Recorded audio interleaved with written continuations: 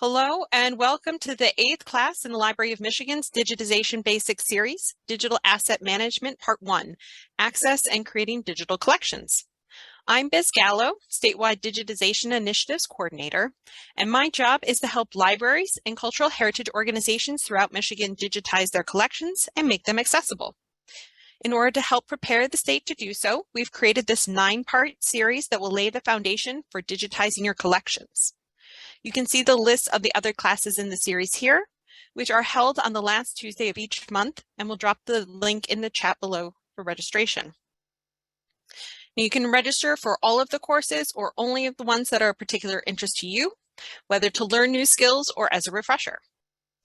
After this series, there will be more in-depth classes offered both on these topics as well as a variety of other topics.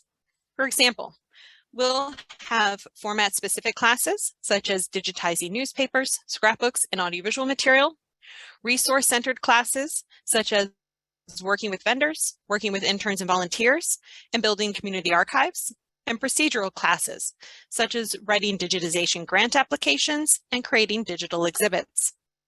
If there's anything that you're particularly interested in, please let me know so I can develop programming around these topics. In addition to the Digitization Basics webinar series, we have been developing niche academy modules from the material covered in the series so that you can hone your skills and earn badges in digitization. I'm excited to announce that the first module, Introduction to Digitization, is now available in Niche Academy. We'll also drop the link in the chat so you can explore the module and start working towards your badge. All right, I always like to go over a little bit of housekeeping. This webinar is being recorded, so you can access the content again later along with a copy of the slides. The recording should be available next week, allowing time for captioning.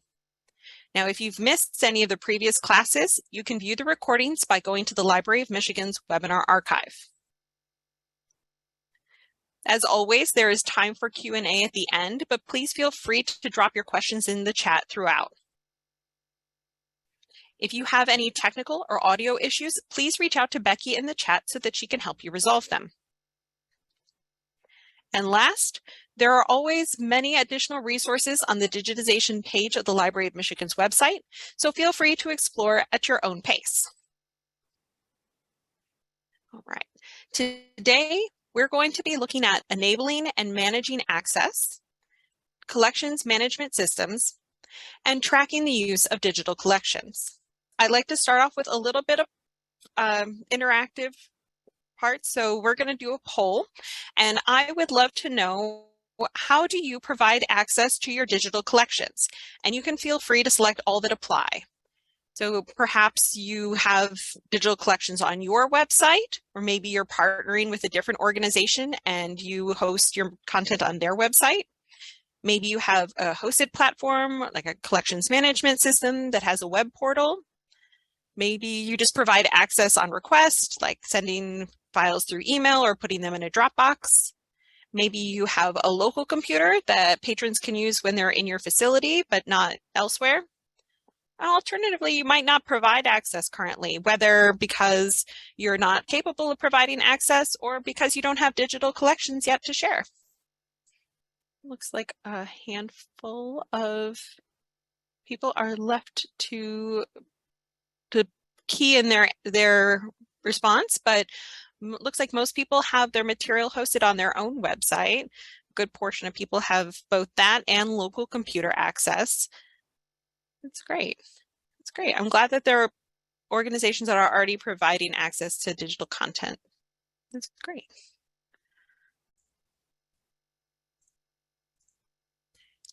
Let's dive in by taking a look at enabling and managing access to digital collections.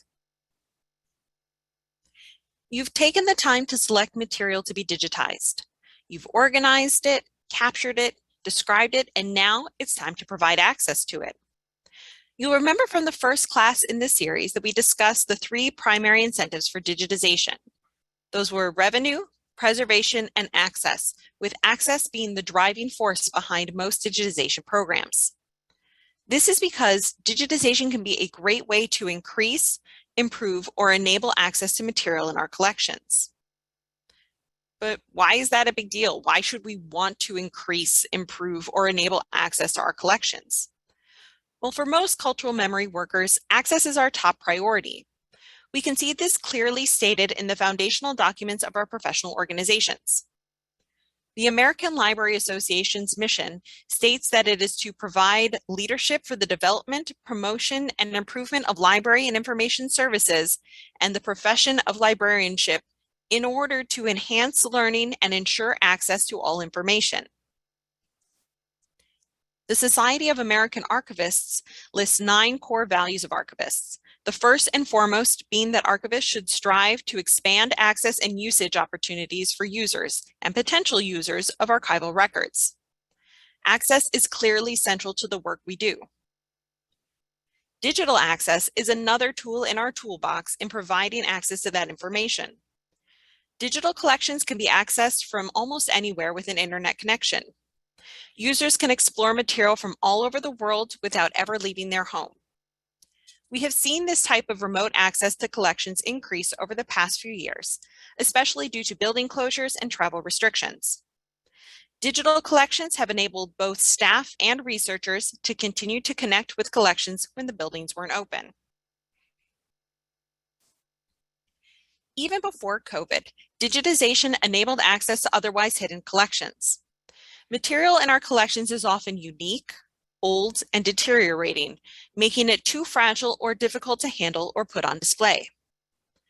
Sometimes we have audiovisual media in formats we don't have playback equipment for, or oversized items like blueprints and maps that are unwieldy to manage, or just less popular collections that don't make it into the exhibit but still have research value.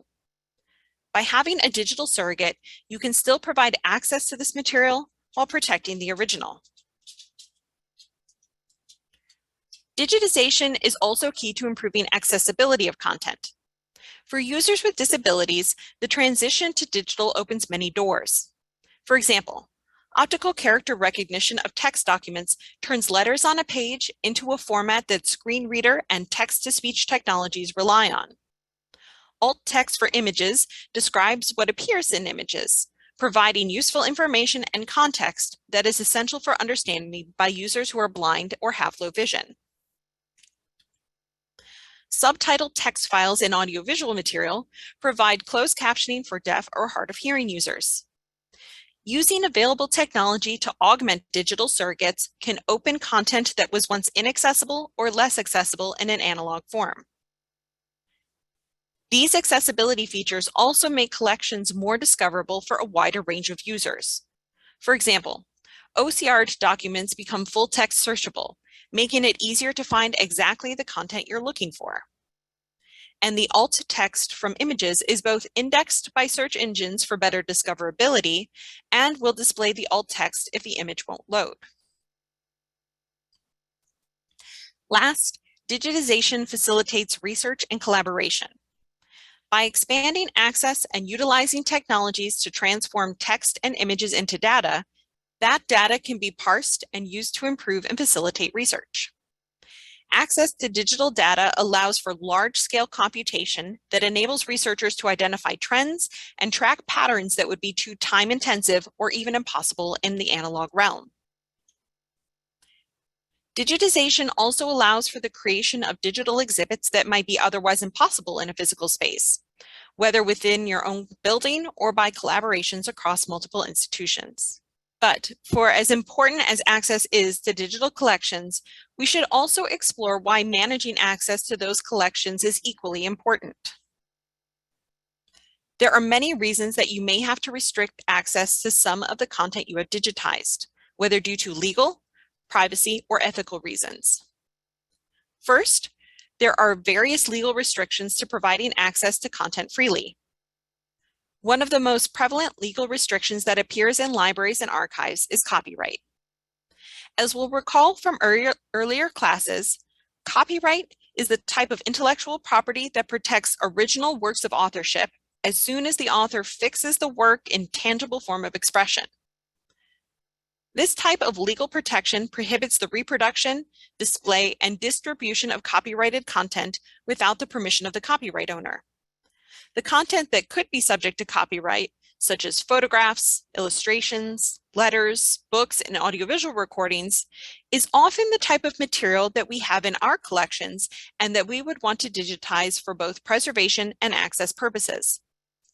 Remember, just because we have ownership of the physical object, that does not mean that we have the intellectual control of that object and therefore may not be able to provide open access.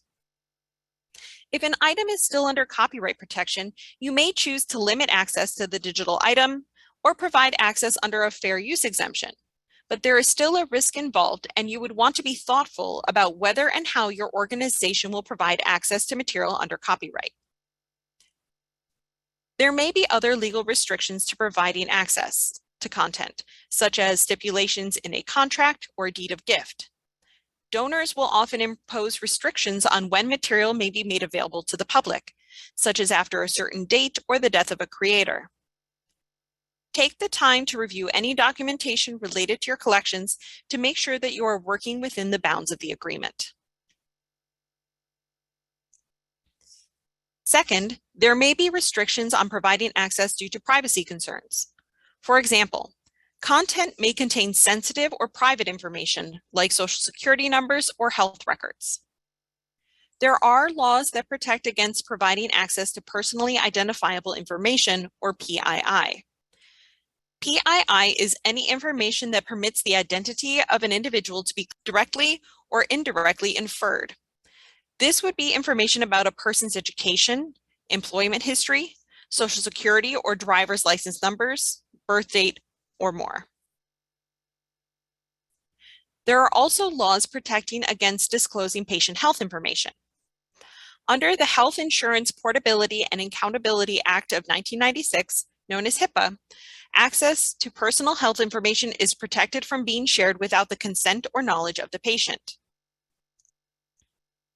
Finally, there is the Family Educational Rights Act, known as FERPA. FERPA protects educational records from being disclosed without either the parent or eligible student's consent. While some of this information might be available in physical collections with relatively low chance of being discovered, the benefits of searchable, accessible documents in digital collections are counterweighted by the ability to search for that information that might cause harm. Confidential information that was once buried in a physical archive is now retrievable from anywhere in the world with a mouse click. And this access to information doesn't go away. Historical records that were always present but rarely known or accessible are now brought up with the speed of a Google search. In Europe, there is the concept of the right to be forgotten, where people can request that their information be removed from search engine results. But we don't have those same regulations in the United States. Here, there's a tenuous balance between the right to information and the right to have that information about yourself disappear. Last, there may be restrictions on providing access due to ethical concerns. Depending on the material in your collection, you may have content from groups that have been historically marginalized or treated in a way that denies them agency over their own records, how they were collected, described, and exhibited. Consider whether providing access to these records causes harm to the group it is representing. If you have material from an Indigenous group, does it depict a tribal, spiritual, or religious place, object, belief, or activity? Consider that you may have records that contain traditional knowledge that may only be shared with certain groups within a tribe, whether based on gender, age, position, or more. It is always a good idea to connect with these groups if you have content in your collections that may have ethical reasons for limiting or denying access to the general public. If you are working with material from Indigenous groups, you can also explore using traditional knowledge, or TK, labels for online collections. TK labels, like the one shown here, can be thought of as similar to Creative Commons license, which help guide users as they access content. Labels are meant to be customized by the community by which they are utilized, so make sure that any application of TK labels is done in partnerships with the groups represented. So, based on these legal, privacy, or ethical considerations, how do you manage or restrict access to your digital collections? Consider that anything that is on a computer with an internet connection is open to access, whether intentional or not. So you can and should take steps to manage appropriate levels of access depending on requirements and policies. Consider the varying degrees of access you can provide. Can you provide open online access, or do you need to restrict online access in some way?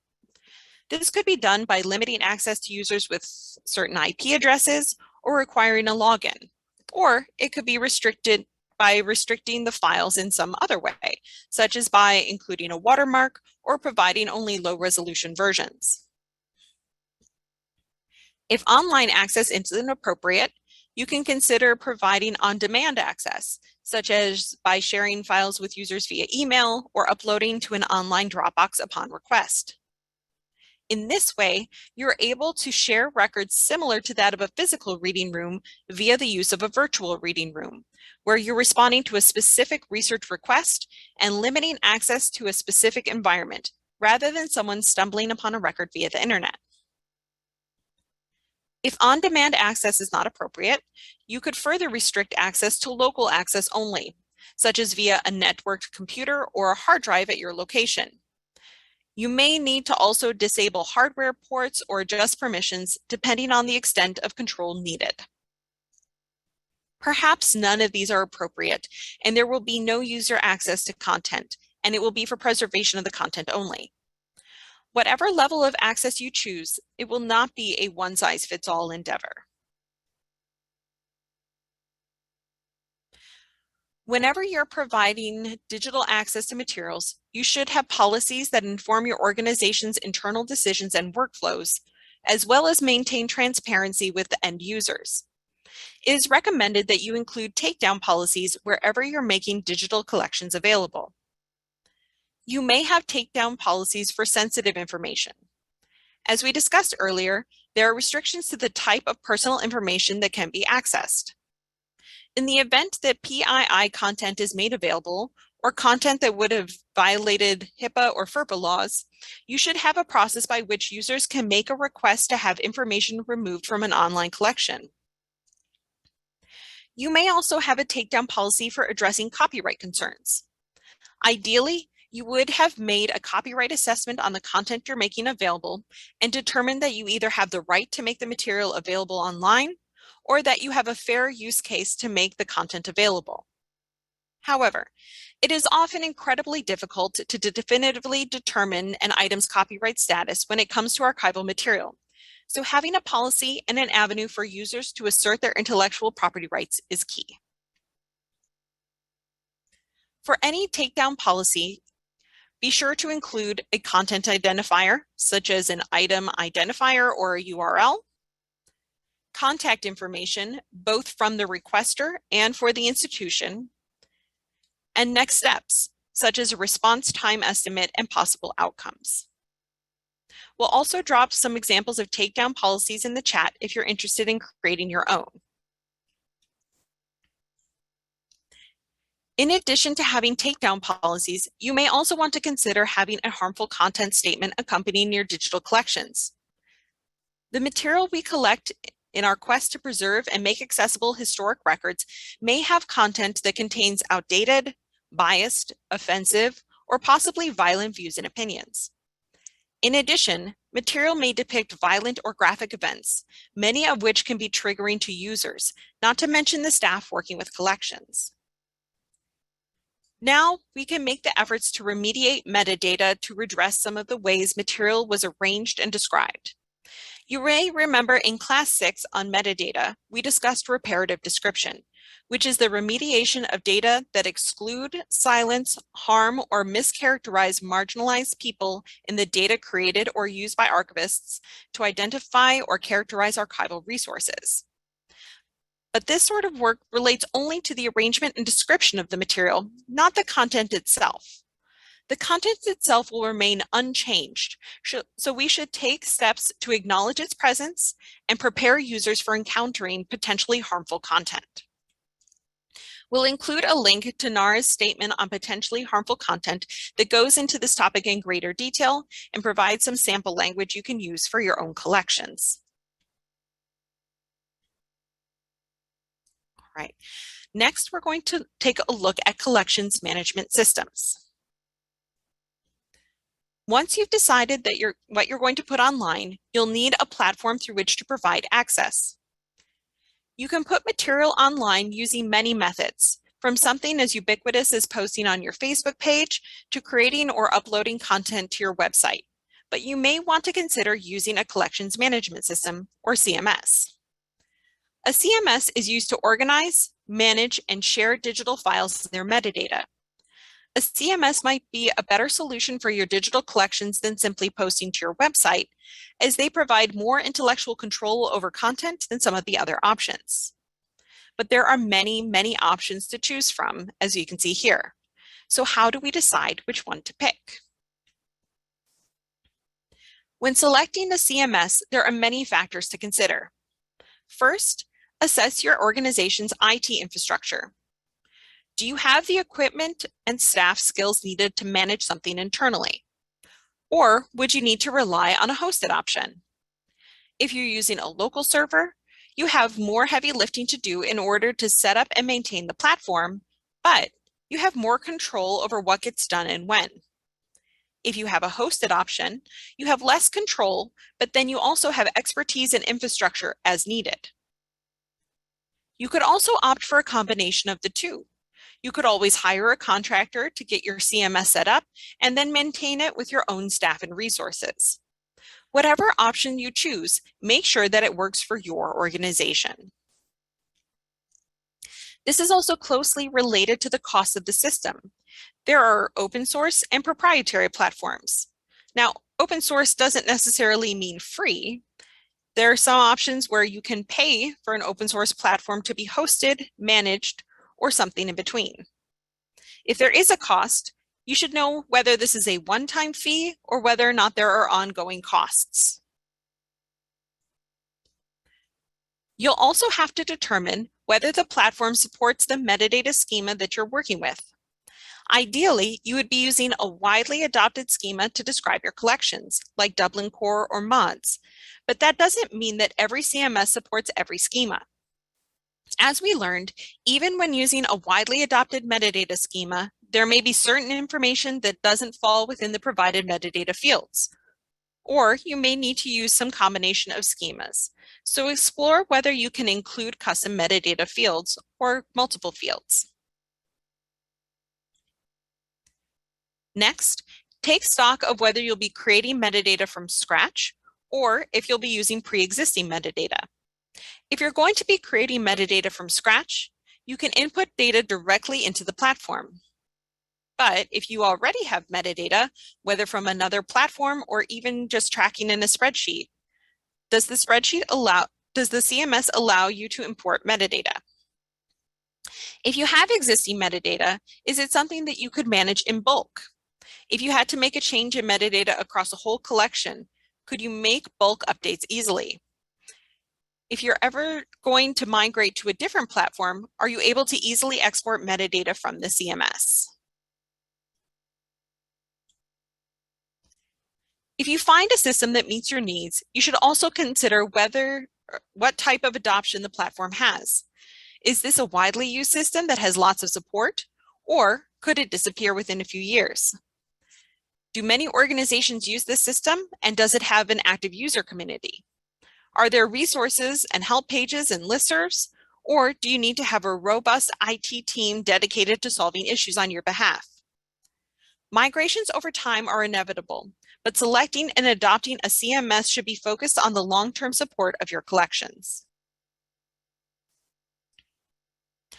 Hopefully, whatever system you choose will have a wide user community, and you can talk to those using the platform to get their input. What do they like about it? What do they dislike? What do they wish they had known? How responsive is the company or community? A great resource is the Collection Management System Collection, a crowdsourced spreadsheet created by Ashley Bluer that contains data for various CMS for easy comparison, as well as actual feedback from users. Another great resource is the tool grid from the community-owned Digital Preservation Tool Registry, or COPTR. The COPTR tool grid grew out of the Preserving Digital Objects with Restricted Resources project, or the Power Tools grid. This COPTR tools grid allows you to browse lists of tools that address specific content types or functions.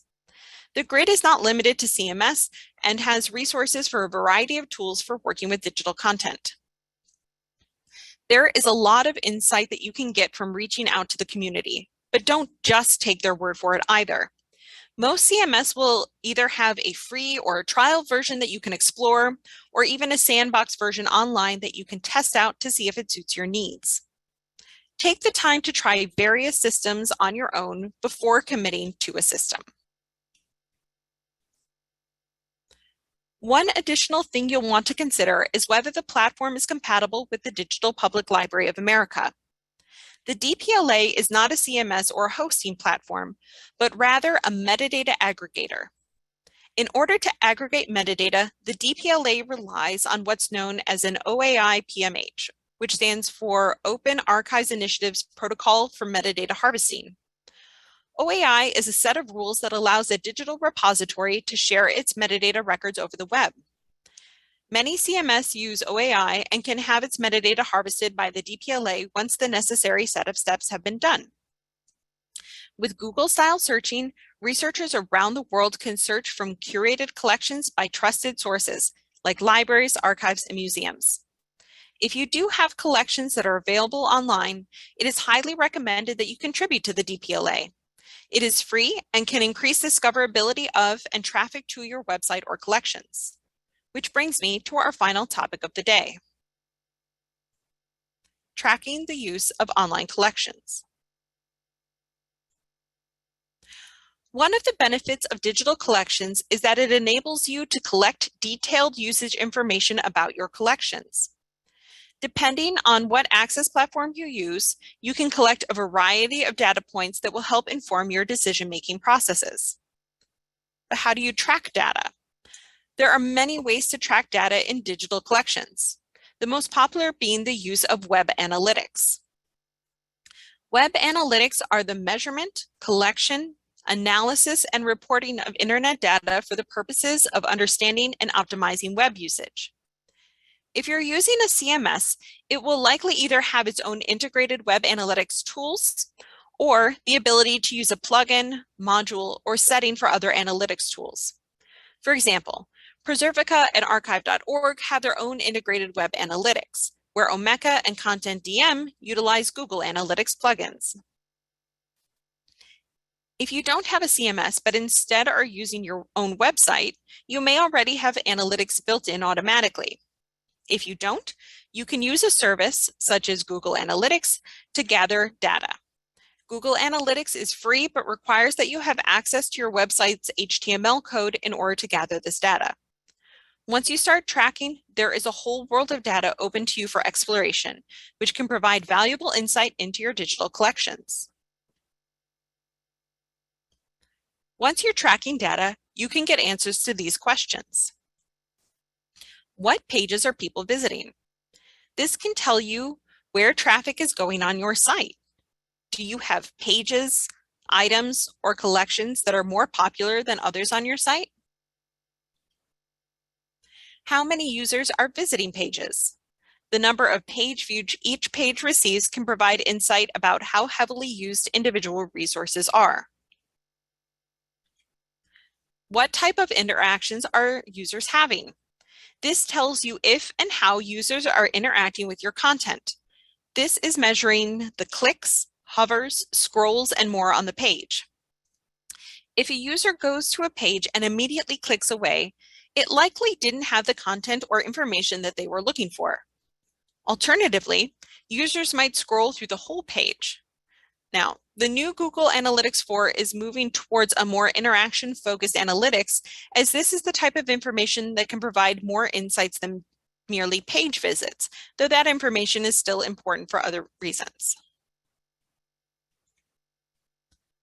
Can answer how users are navigating to the page. Are they coming from a Google search, a DPLA link, a direct link? This can also be useful in terms of identifying what is initially drawing users to the site and places to increase your web presence.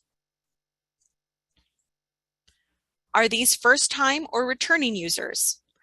Are the same users coming back repeatedly, or is it mostly new users visiting for a one-time purpose? Where are users coming from geographically? Are they mostly in your local area, in your state, abroad? How far are your collections reaching? These are just a few of the relevant data points that can be tracked using analytics. There is a mountain of information that can be collected and analyzed to help you make data-informed decisions about your digital collections.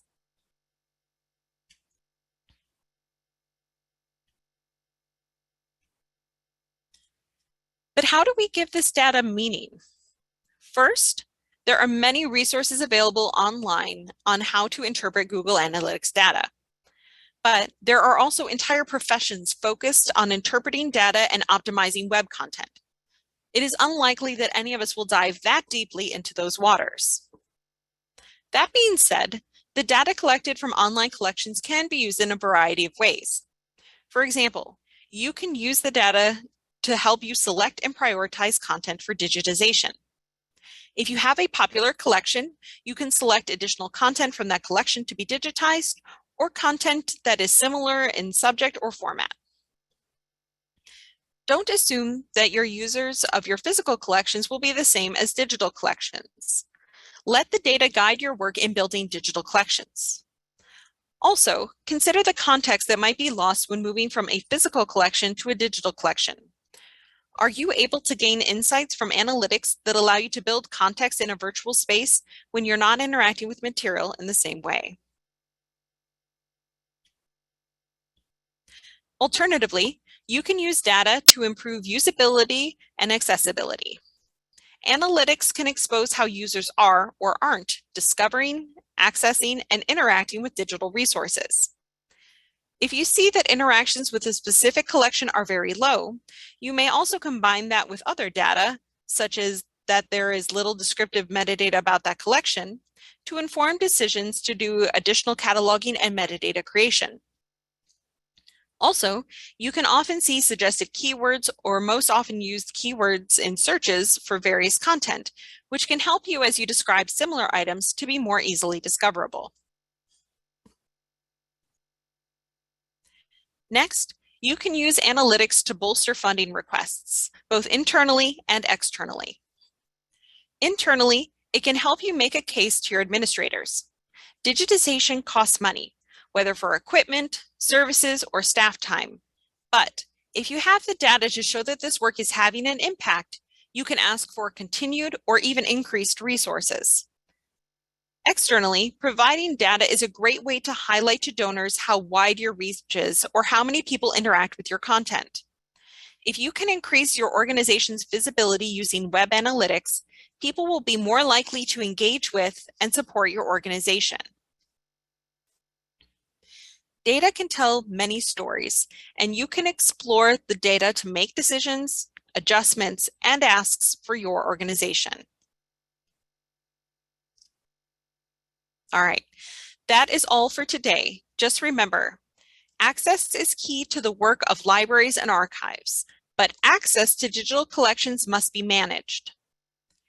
Depending on your digital collections, you may consider including takedown policies and harmful content statements. Consider a variety of factors as you pick the right CMS for your organization, and try it for yourself if you can. Finally, use analytics to track data and inform decisions about your digital collections wherever possible. All right.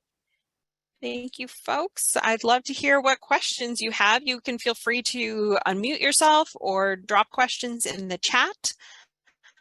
Looks like we already have a question. Has anyone done benchmarking regarding comparing installation and management difficulty / ease between CMS systems? Are you asking the group, or you're asking if there are resources online for that sort of thing?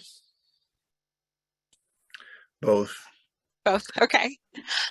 I'm asking because I myself was kind of going down the hole of trying to compare the quote free resources that are out there based on difficulty of installation to try to provide some recommendations to some of the smaller groups.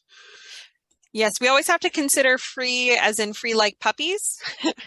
They are free, but there are a lot of requirements that go along with that. So having the server space, having the IT infrastructure to manage the process, to know how to hook things up. So depending on your library size or your library staff, you might have an IT department that this is something that's a relatively low lift for them. I know that I'm only asking about software. I'm not asking about the physical server infrastructure that's needed to support it. Well, so they're rather entwined. So depending on what program you use, you will still need a place to store your digital files that you can link to. Some of them are fairly, low bar and you can just have it locally, but it just kind of depends on what your needs are. And if you're looking for something that's purely for access, if you're looking for something that's access and preservation, but I would love to hear from other folks on the call if they've done any of this. I know that there are pretty robust user communities for a lot of the CMS options that are out there. I think because so many people from the library and archives and museums communities rely on these. We're very committed to sharing information, and we're also very committed to our communities and helping each other. So there are really helpful resources out there to get things going. Thanks, Biz. That's okay. Yeah, okay. Thought people might have some examples, but that's okay. We can always call the local universities and go on from there. Yes, I know. Well, we can make that a project. What other questions do people have? We'll give it another minute. I'd be curious to know whether folks can kind of describe any issue or their experience with exhibits or just access to various collections that have issues, if you will, that especially in the current climate that we have socially, things that are not necessarily sensitive, but maybe controversial or discriminatory in today's eyes that were kind of a normal attitude many years ago, and what their experience has been with the public and ability to put up such exhibits and access.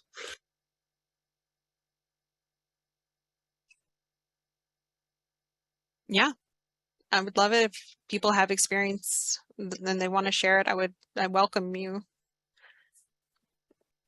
You can unmute yourselves or drop it in the chat. In the meantime, I'm gonna read Laura's question. So are school yearbooks subject to FERPA restrictions in terms of digitizing and making available online? Yes, they are. They are subject to those sorts of privacy restrictions.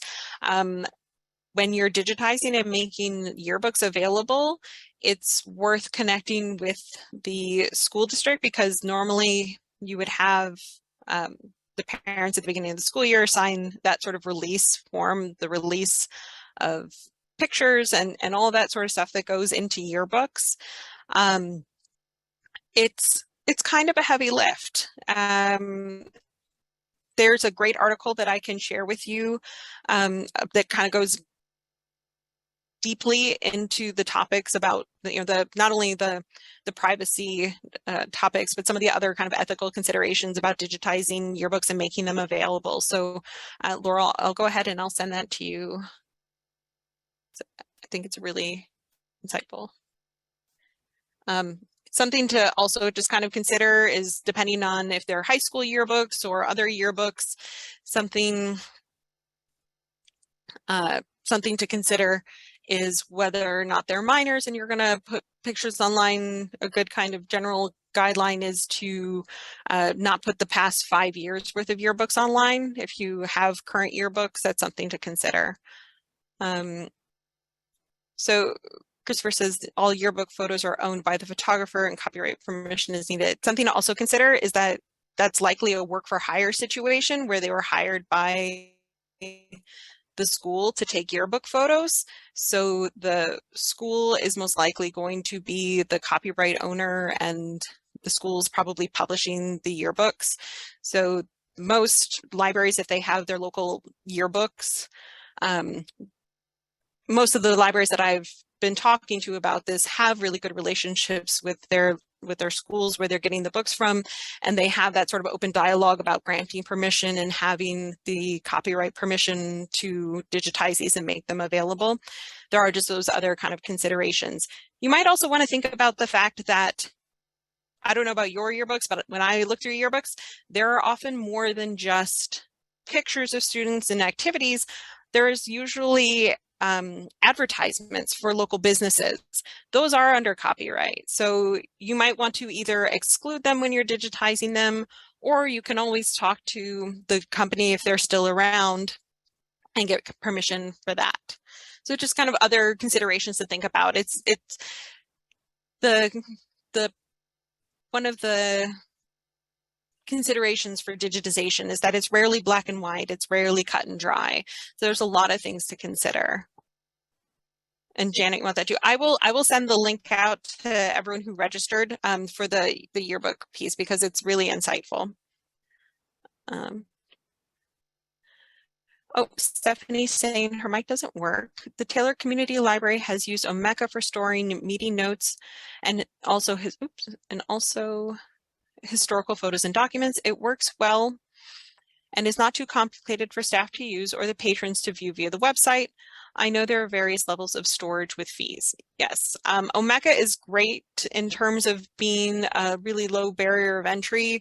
There's a free version which comes with a decent amount of storage that you can get for free, or if you have your own storage, you can use it essentially for free. It's open source.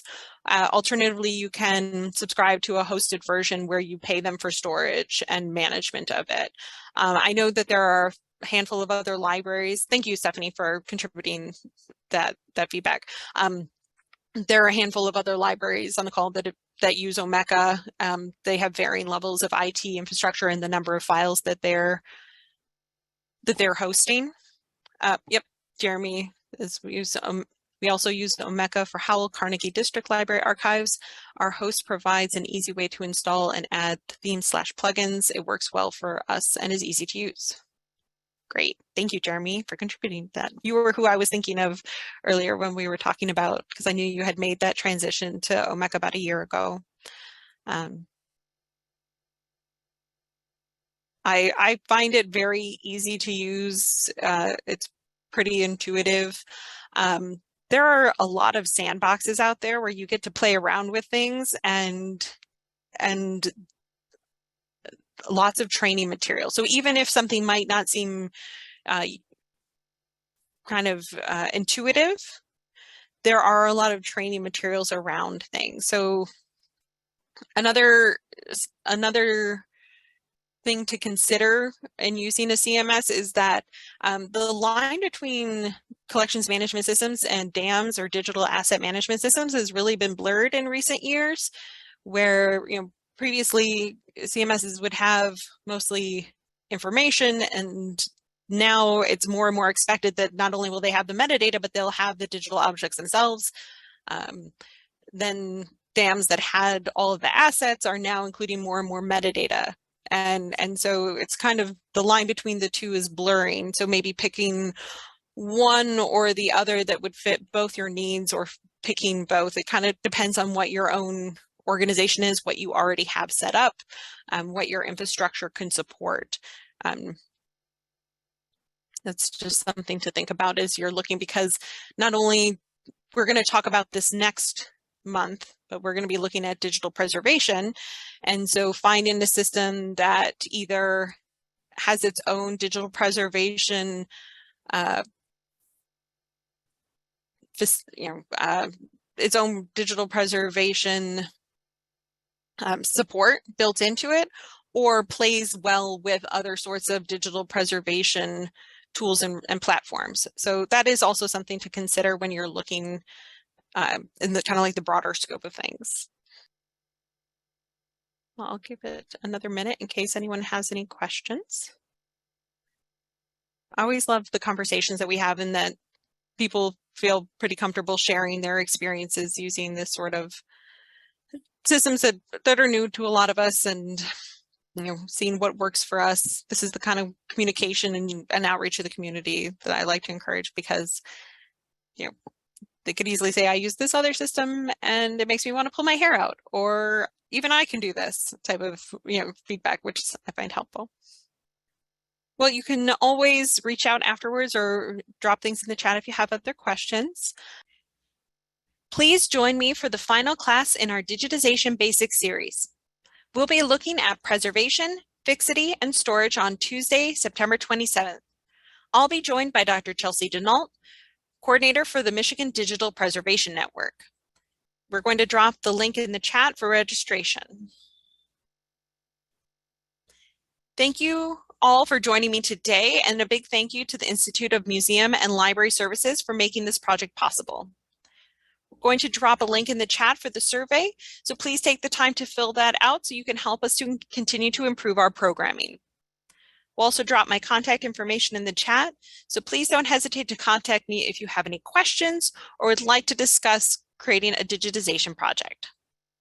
Thank you.